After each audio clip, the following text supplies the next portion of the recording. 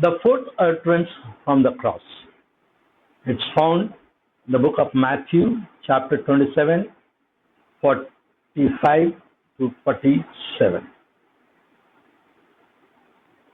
From the sixth hour until the ninth hour, darkness came over all the land. About the ninth hour, Jesus cried out in loud voice, Eloi, Eloi, lama sabachthani, which means, my God, why have you forsaken me? When some of those standing there heard this, they said, he is calling Elijah. Well, this is the cry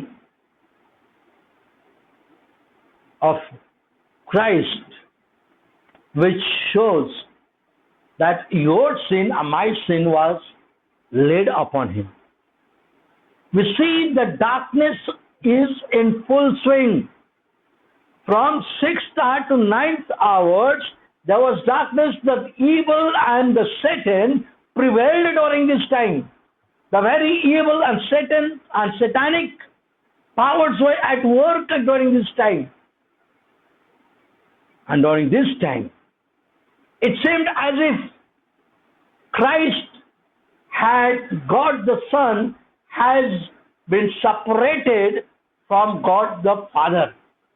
It looked like the communion between and communication between God the Son and God the Father had broken, but not so.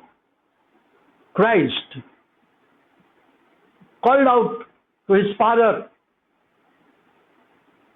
and said, as a human being, in his humanity, he calls out and says, my God, why have you forsaken me? This is a verse, or this is the quotation that has been taken from the book of Psalm chapter 22, which shows that God, the David was there, he cries out and calls out to God. And here, that has been fulfilled. That prophecy has been fulfilled in Christ right here. And we see the Lord suffered all this time. All along he suffered silently. 3 hours of darkness, he patiently took up the suffering that his soul could suffer, in a sense that God's anger and divine wrath was on him. That Father hid his face, hid himself, his face from Jesus. His conflict with the powers of darkness was in full swing. He was fighting a battle for your soul, my soul. The Satan was trying to prevail over him. At this moment, Christ cries out, Eli, Eli, lama sabachthani. My God, why have you forsaken me?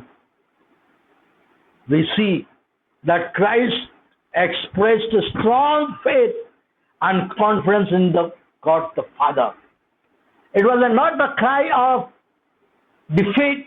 It was not a cry where he thought that God had left.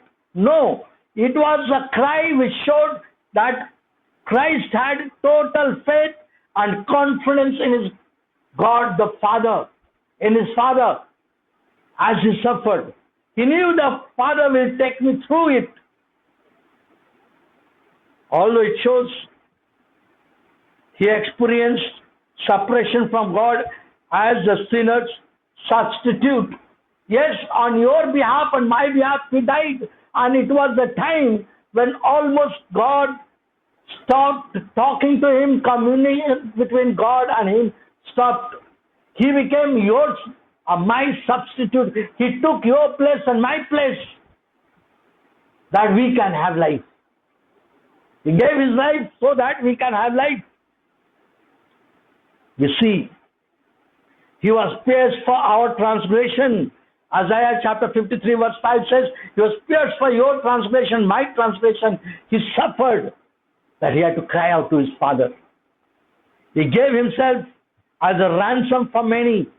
1 Timothy 2 verse 6 says that Christ gave himself as ransom for you and for me, for many.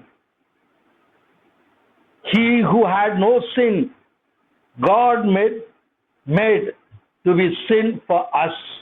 2 Corinthians chapter 5 verse 21.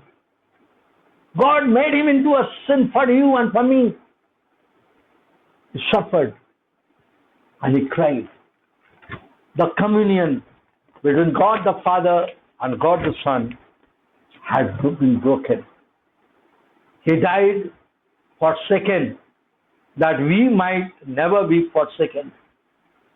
Again, back to the book of Psalms, chapter 22.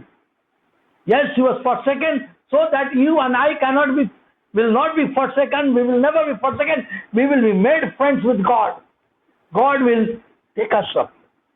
We are redeemed by the suffering of Christ.